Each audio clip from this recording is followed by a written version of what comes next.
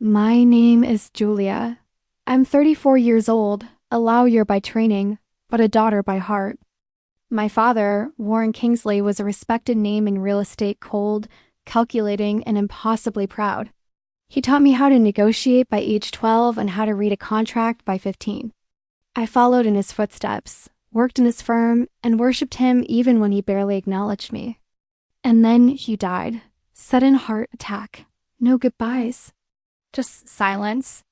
When the will was read, I sat beside my younger brother, Adam 2 years younger, always the favorite. He slouched in his designer suit, barely pretending to grieve. Then the liar said it.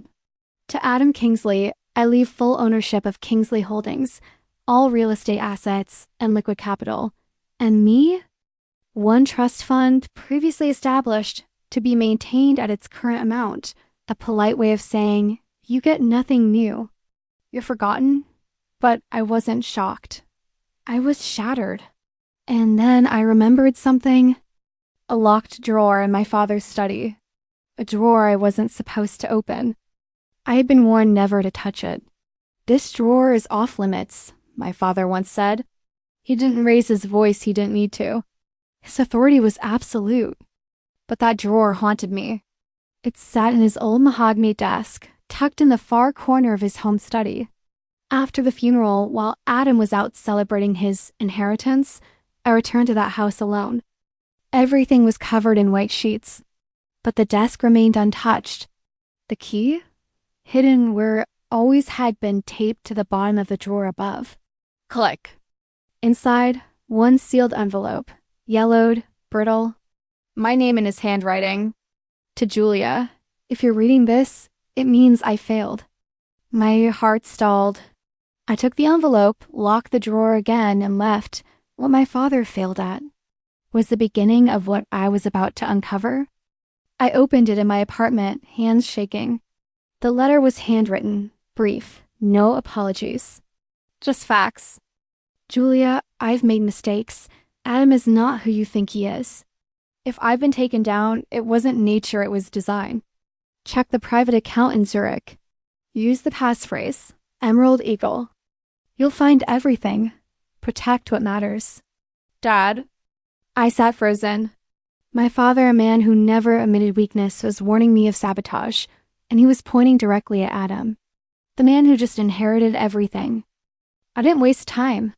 I booked a flight to Zurich the next morning using my emergency fund. The banker I contacted looked surprised when I mentioned my father's name and the passphrase. He returned 10 minutes later with a folder. Slim. Inside, a notarized document authorizing access to the account. And a single USB drive. He said, the account was emptied 5 weeks ago. Right after your father's final hospital visit. But the USB was untouched. I took it, thanked him, and boarded the next flight home. My father had been silenced. But this drive would speak. I plugged the USB into my laptop, breath held. One folder. Labeled K Opus. Inside, hundreds of scanned documents. Signed contracts, forged transfers. Wire logs showing massive fund diversions from the company into offshore accounts. All linked to Adam. And then the final file, a video, it was security footage. My father slumped in a hospital chair, whispering to a nurse. Adam forged documents, get Julia evidence. K-opus ... He looked terrified, weak, betrayed. He didn't die of a heart attack. He was silenced. After discovering what Adam had done, I returned and called Adam to meet for closure. He arrived smug in a tailored coat and smug smile. You okay, sis? Hope you're adjusting. I played my part. Sip tea. Let him gloat. I know Dad left you something, I said. A letter? He froze. What letter? I smiled. Don't worry. I'm not here to fight. But inside I was already building the war plan. He had no idea what was coming. I needed help someone who could analyze the documents, understand financial crimes, and stay quiet. I turned to Naomi, my former college roommate, now a forensic accountant. She owed me a favor, but even she paled when she saw the files. This isn't petty theft, she whispered. It's embezzlement on a corporate scale. And if this gets out, your brother could go to prison for years. I nodded. Good, because that's exactly where I want him.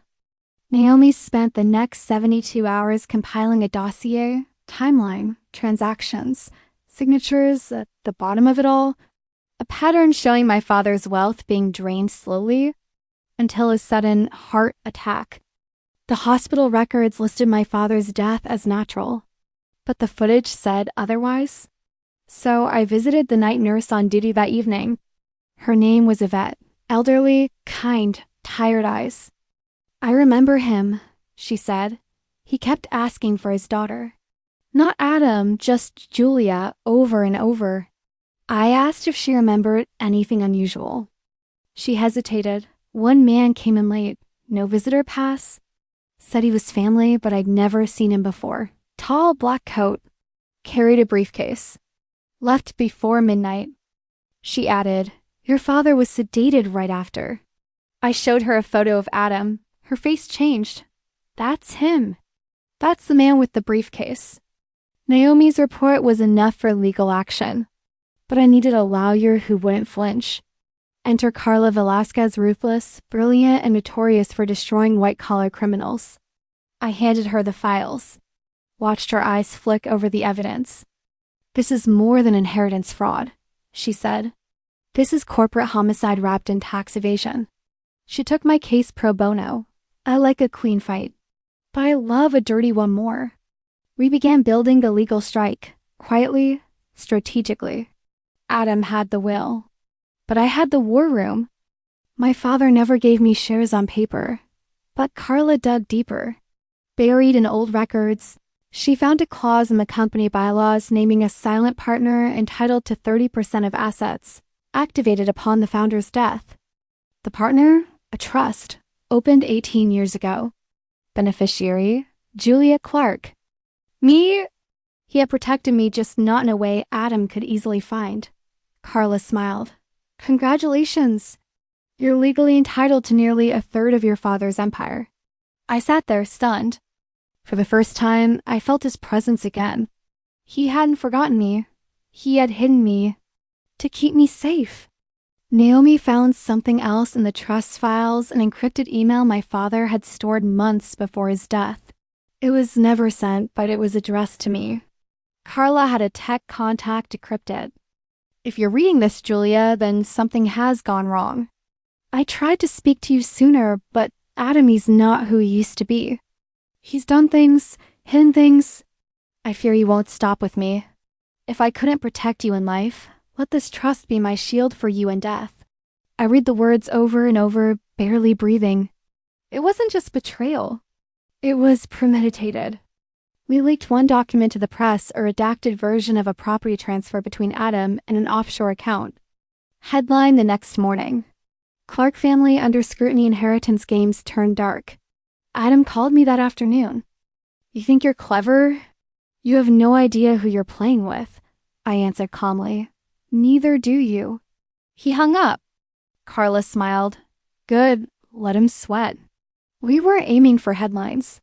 We were aiming for implosion. The Clark Foundation hosted a charity gala to honor my father's legacy. Adam stood at the podium speaking about honor, vision, and family values. And then the screens behind him flickered. A slideshow began.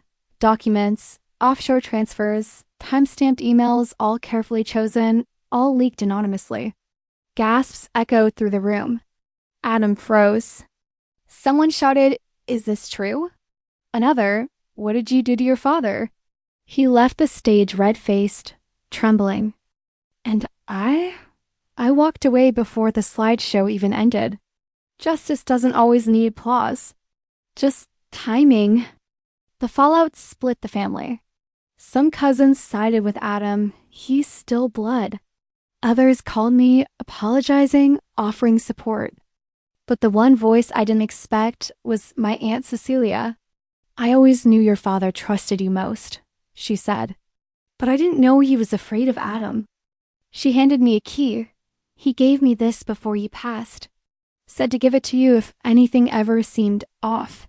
The key belonged to a private safety deposit box. We opened it together. Inside was a handwritten journal. My father's. And it changed everything. The journal detailed his suspicions. Adam has been forging documents. He's been pushing for me to name him successor. He threatened to expose a company secret if I didn't comply. But one entry broke me. Julia came by today.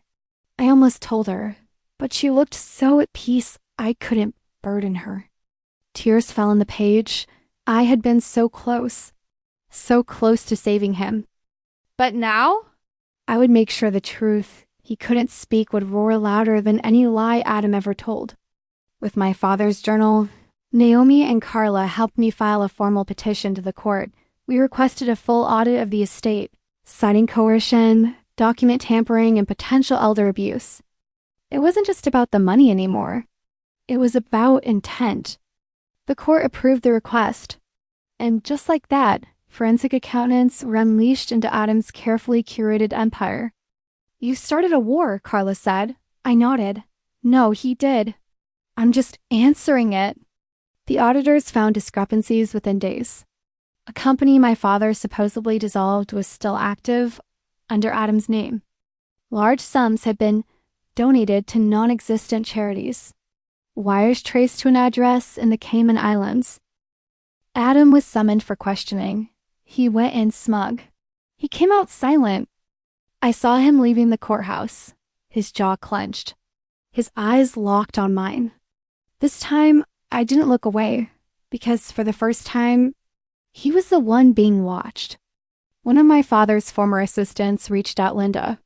She had kept everything, emails, voice recordings, meeting notes. He was afraid of Adam, she said, but he still loved him. He just didn't trust him. She handed me a USB drive. Your father asked me to give you this if anything ever felt off. I plugged it in at Naomi's office, and what we heard left us stunned. It was my father's voice recorded only weeks before his death. If anything happens to me, tell Julia the truth. She deserves to know everything. Naomi was blunt. We can settle now. Quietly, you'll get a portion of the estate. Your name will be cleared. Or we take this to court. It'll be ugly, but we'll win. I looked at Carla, at the folder of evidence, at the journal. The USB, my father's voice in my ears. No deals, I said. Adam didn't settle when he erased me. I'm not settling when I'm finally seen. Naomi smiled. Good. I was hoping you'd say that. The trial was set for 6 weeks later. In the meantime, Adam tried everything. Emails begging for a truce. Public interviews painting me as vengeful. Even a letter from his lawyer accusing me of forging my father's journal. But the press wasn't buying it anymore, not after the leaks. Not after the audit. And definitely not after Linda went public with her recordings. The narrative had shifted. This wasn't sibling rivalry. This was a cover-up unraveling. And all eyes were now in the courtroom. The first day of trial was surreal. Adam sat across from me, flanked by his high-priced legal team. He wouldn't look at me, but his smirk faint, rehearsed, never left his face. The judge was sharp. The jury alert. Naomi opened with precision. This is not about grief. This is about greed. A daughter erased, a fortune funneled, and her father silenced. Then she played the audio. My father's voice echoed through the courtroom. Tell Julia the truth. I watched Adam flinch, and in that moment I knew he felt fear. Naomi presented my father's journal. She read from it slowly, deliberately. I fear what Adam will do once I'm gone. Julia is the better custodian of this legacy. I pray she's strong enough to uncover the truth. Adam's lawyer objected, claiming the journal was hearsay. But the court had already authenticated the handwriting. Each page felt like a conversation from beyond the grave. Each sentence, a stitch in the tapestry of truth. The courtroom wasn't silent. It was breathless. But Naomi countered with cold facts, emails, legal filings, testimony from Linda, financial audits. And then came the final blow. Renee, my father's old business partner, took the stand. I warned him about Adam, she said. He wouldn't listen. But he did try to protect Julia. He just ran out of time. Adam's eyes darted around, desperate for an escape hatch. There wasn't one. When I took the stand, I wasn't angry. I was focused. I spoke of my childhood, my bond with Dad, the shift after Mom died, the pain of being pushed out. But I also spoke of what I'd found, the lies, the redirection of power, the desperate cover-up. And finally, I looked at Adam and said, "You didn't just steal money, you stole my goodbye." The room was silent. Not even the judge blinked. It took the jury less than 3 hours. They found the revised will invalid, cited fraud, coercion, and deliberate deception. My original inheritance was restored along with full ownership of my father's company shares. The judge added, "This court acknowledges Ms. Clark's efforts in uncovering systemic abuse. Justice, though delayed, is delivered." I didn't cry. I didn't cheer. I just exhaled for the first time in years. Adam didn't take the ruling well. He stormed out of court, reporters at his heels. He lost his investors, his reputation, his board seats. His empire collapsed like a house of cards. He tried to file appeals, but none gained traction. Too much evidence. Too little credibility. And suddenly, the brother who was everything was no one. I visited my father's grave a week after the verdict. I brought no flowers. Just the journal. "I found it all," I whispered. "I kept my promise. I protected what you built." The wind rustled the leaves above. Soft, like approval. I wasn't there to mourn. I was there to mark a turning point. From daughter forgotten to legacy keeper. With my rightful shares, I returned to the company not as a silent partner, but as CEO. There were whispers, old allies, old doubts. But I didn't care. I implemented new ethics policies, created a scholarship in my father's name, and hired Carla and Linda as advisors. This wasn't just about business. It was about doing things right finally. After the trial, letters poured in, women, men, even teens, all saying the same thing. Thank you for fighting, for surviving, for speaking. Some had lost inheritances, some had been silenced. Some were still in the middle of their storms. But they all saw a piece of themselves in my story. And I wrote back every time. Because no one should ever feel erased. I saw him one last time purely by chance. He was sitting alone at a cafe, no suit, no entourage. Just a man staring at the dregs of what he'd poured his life into. He looked up, we locked eyes, and I smiled. Not in cruelty, not in victory, but in closure because I didn't need to say anything. He knew that the sister he tried to erase was the one who rewrote the ending. If you like this video, please comment and subscribe.